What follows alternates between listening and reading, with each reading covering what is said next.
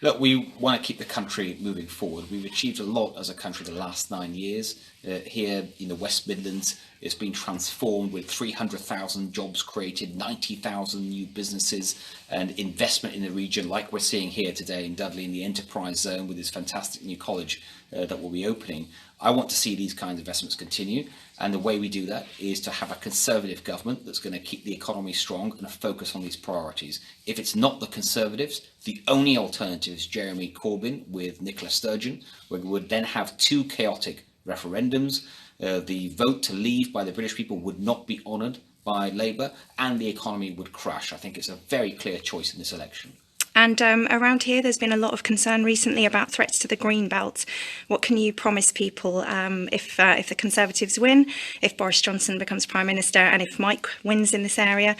Is there a pledge that you can make to people about the green belt? As Conservatives, we've always believed in, yes, we do want more investment in homes, but we believe that the decisions should be taken locally by listening to the needs of local people. And to do that, you need a strong local champion.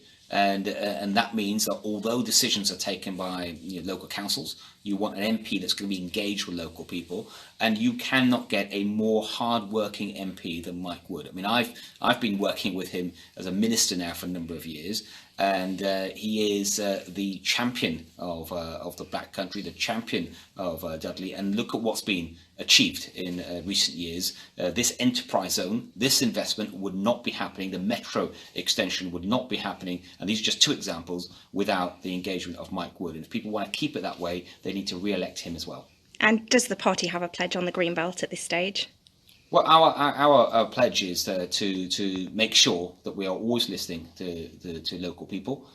We've got no plans to make any changes whatsoever to the Greenbelt. The Greenbelt is very precious. I know that as a local MP myself, not too far from here in Bromsgrove. It's very precious to us. And that's why we prioritise house building in brownfield sites. And there's plenty of them. There's plenty of them in the Black Country as well. And when it comes to house building, that should always be our priority, which is the brownfield sites. And with the Housing Infrastructure Fund, which I established, and now I've increased funding for as Chancellor. We want to continue the right level of funding so we can build more in brownfield, but also have the road and the rail connections, and the sort of doctors' surgeries and things that you need when you have new housing developments. And moving on to Bromsgrove, I understand one of your constituents is one of your opponents. How's it going over there, and are you confident of a win?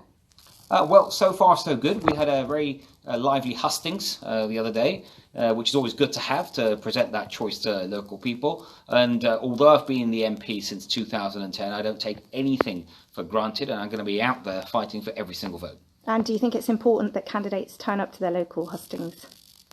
Well, unless they've got some good excuse, I think hustings is a very good thing, and all candidates should try. But it's in some cases you can find candidates that have a good excuse. In my case, I've always turned up to my hustings.